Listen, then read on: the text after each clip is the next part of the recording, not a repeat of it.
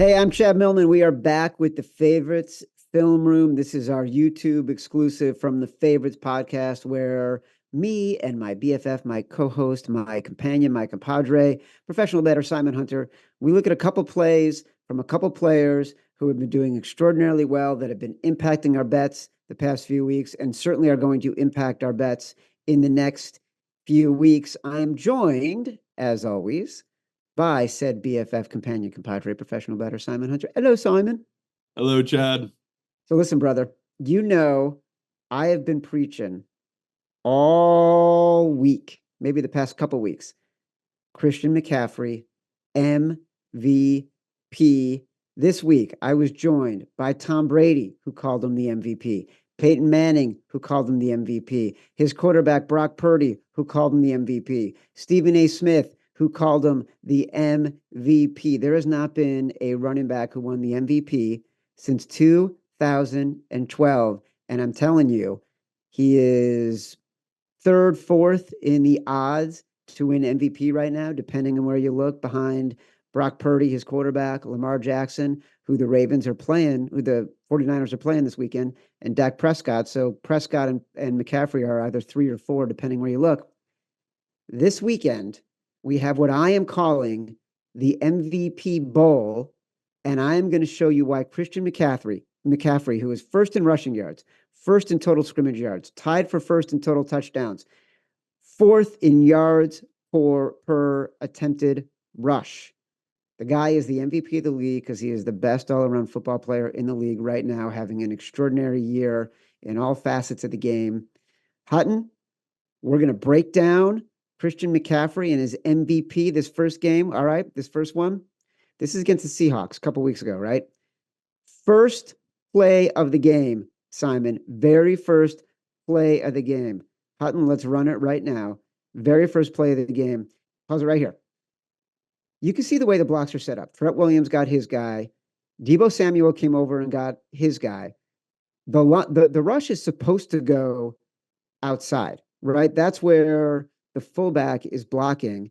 And because there was some over pursuit, that part of the run is blocked off, right? So everybody on the Seahawks over pursued.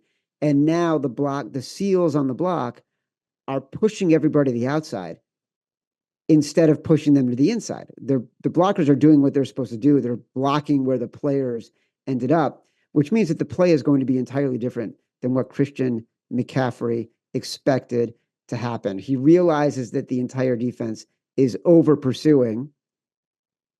And what does he do? Out of the corner of his eye, the brilliant instincts, and you can keep it going, brother. The brilliant instincts. He plants his pivot, he cuts back, and he is freaking gone, Simon. And this is one of the reasons why he's gotten so much attention as MVP, as a candidate, because this seems to happen with him every single week. He goes 72 yards on this play, right?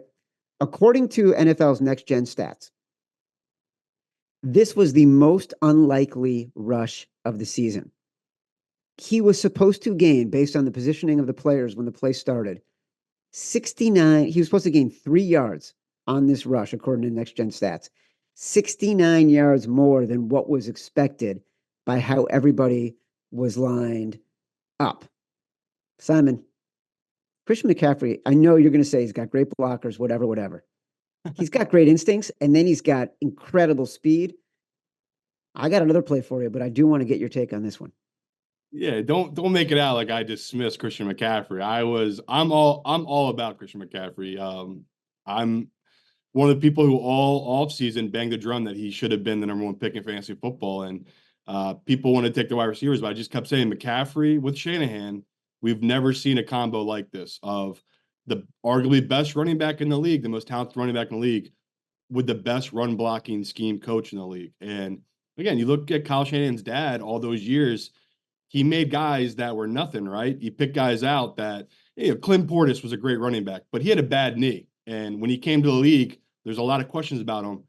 I mean, he got into that run system, that run blocking system of Shanahan, and it all changed. And same goes here in McCaffrey, where we knew they had talent, right? On Carolina, he was putting up incredible numbers. He just needed to find the right place that could win. And he found it here in the 49ers where, he doesn't always need to be down by 2 touchdowns, right? And that was his problem in Carolina, where now here, his team's leading. So he is the bell cow. He is getting all the touches. And my favorite thing about, you didn't even talk about that play highlighted there, was he got the ball all the way down there. They took him out, put in the next guy. The next guy ran it in untouched for a touchdown. You wouldn't believe how happy McCaffrey was going crazy for his guy on the sideline. Like, that's why guys love McCaffrey. It's the most selfless, hardworking guy ever. And like, you'll see too, these different plays when he gets tackled, there's always guys on the team, either it's Purdy or the lineman running to pick him up. He's just so beloved by his teammates. So again, me and you are heavily invested in McCaffrey. I hope you're right, Chad. 25-1 for MVP. And we're seeing it here why he is that candidate. Like, another great play you picked out here. MVP Bowl happening this weekend. All right, Hutton, let's start this one. Let me set it up for a second. So I think this is a 3rd and 1 for San Francisco late in the first quarter last week against Arizona. They're already down 7-0 in this game, right? They're 12-point favorites in this game. Easy for it to be a letdown spot after the Seattle game, before they got Baltimore next week at home. So it's easy for this to be a letdown spot. They're down 7-0, 3rd and 1. Let's run it right here, Hutton. Because you'll see right away when Christian McCaffrey gets the ball, and pause, you'll see this is a short yardage play. He is supposed to be running to the middle of the line. That's where the hole is going to be. And he'll get, 1 yard, 2 yards, 3 yards. It is not designed to be a breakout play. But go and his guard got beat off the line. Like, you see his that's guard what I'm right going to now, show, right? off the line. Right. So that's what I want to show. Hutton, go forward a little bit. Okay, stop. You can see there's a Arizona Cardinal defensive tackle who's in the backfield before Christian McCaffrey can even think about moving forward. His guy, he totally beat his blocker. The offensive lineman got completely beat. So what does Christian McCaffrey do?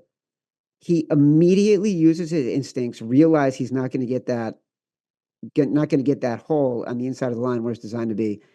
What does he do? Quick jump cut out, and not only you can see, run it a little bit more forward here, Hutton. You can see, okay, stop. Not only does he use his athletic ability and his speed to make that jump cut and get to the edge, he beats the guy who was coming around the edge and he started crashing on the edge and beat him to the spot that he was supposed to be containing, because that other guy thought it was going to be a short yardage play. So, oh, hello. Let's keep going here now. What does he do? Up. No, you can keep going, because look what he does. Dekes out 2 guys, and then he just keeps crawling. Let me crawl for 7 more yards. And by the way, exactly what you said. Look at how many guys come around him at the end of that play. There were 3 guys coming to congratulate him, Simon, on that play. Christian McCaffrey, MVP. Speed, power, instincts, vision, guts. The guy's the best player in football. Yeah, I cannot wait to see him versus Patrick Queen this Monday. It's going to be amazing. All right. We're going to head to Simon's play next. Don't forget live events, Shepherd and the Knucklehead, me and Simon, Sunday afternoon, wild card weekend. We're bringing it back. We want to see everybody there. It was so fun to be with everybody. We'll be sweating bets together, free drinks, free entry, free hugs from me and Simon. We'll give them out. Anyone who was there, they know that we were happy to hug everybody. Got to RSVP. We had a packed house last time. We want to make sure everybody gets in. Doors open at 4 p.m. Eastern. Live show, podcast, 7:30 p.m. Eastern. All right, Simon, we're going with another running back for you, Kyren Williams of the Los Angeles Rams, who's been having a banner year. And by the way, flowers to you. You nailed this guy as a player early in the year and was a reason why we started backing the Rams earlier in the year. So I'm thrilled you chose him for your breakdown. Yeah, and it's the main big reason, right, that this team, they've nailed the draft these last couple of years of these guys in the late rounds, right? 4th, 5th, 3rd round picks. They didn't have any first round picks. They needed to hit on these late guys. They've hit on Williams 2 years ago, and then this past season they hit on Puka, and like we've seen them pay major dividends here. So I want to give Williams his flowers. So we were talking about McCaffrey, how incredible he's been. I think we already did Mostert, who's also been, the number 2 running back in all of football. Maybe next week we'll do James Cook, but this week I want to go with Williams.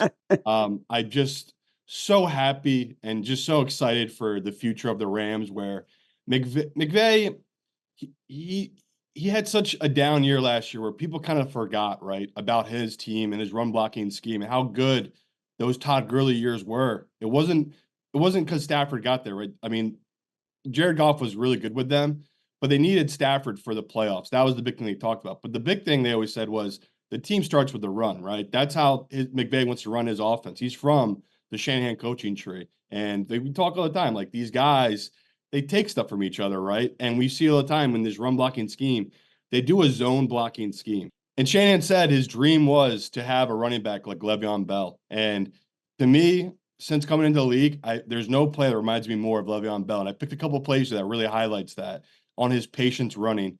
You can roll the tape here, Hutton.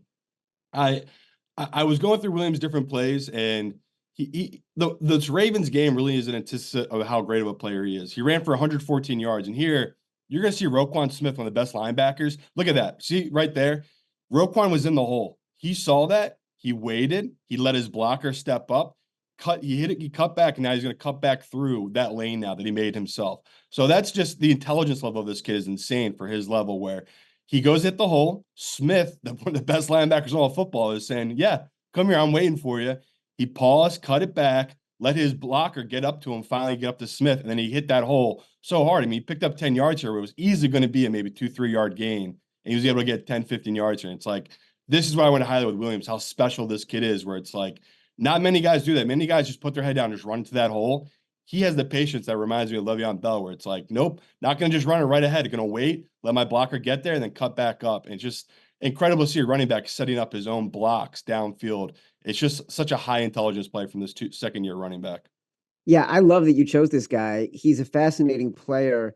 And for bettors, for us, he's the reason why we started backing the Rams again when he came off of IR. And it's been a player that we've been able to see become more and more important as a part of the offense over the past few weeks. So that's just awesome. And we all know that they were going to win this game, right, against Washington. But I wanted to highlight it because he had 2 fumbles, and they were bad fumbles in this game. He made some really big mistakes, and this play here is another play where I just wanted to highlight where he's had these mistakes, he had these fumbles, but his game style just has not changed. He's unfazed by it, which is what I want to see from a guy like him, where it's his second year. He's going to have a lot of self-doubt when he's making those kind of mistakes. McVay went right back to him, and you run the tape here, and this play here is another play of he's taking what the defense gets him. They kind of closed in on the play he wanted to run here, but his athleticism, his burst of speed makes this play work. One cut, jump cut, gets it outside, cuts up field, and you just can't defend it. Like in the open field, one-on-one, he's so smooth at these jump cuts in full stride that even if they did read this play right, Washington here, he just cut it upfield on him. And there was, again, it's all about the angles. You can't stop that angle right there that he's taking. Like the guy, he set him up to the outside. Once the guy just shifted his hips a little bit, once again, incredible instincts by him, he just cut it right upfield. So I just want to highlight these 2 different plays because one showed his set up his block like Le'Veon Bell. The next play just showed his incredible vision, athleticism, just like we talked about McCaffrey. He's setting up 2 guys ahead of him before he even gets to him. It's just incredible running style by him. I was just going to say, Simon, he looks a lot like future NFL MVP Christian McCaffrey. You say it often enough, you put it into the world, you get it into the universe. As my mom likes to say, good things will happen. Great breakdown of Kyren Williams, Simon Hunter. I am Chad Millman. This has been Favorites, the Film Room, the YouTube exclusive. Don't forget, you can download our podcast every Sunday night, every Tuesday afternoon, every Thursday afternoon. The Favorites podcast. We'll see you next time.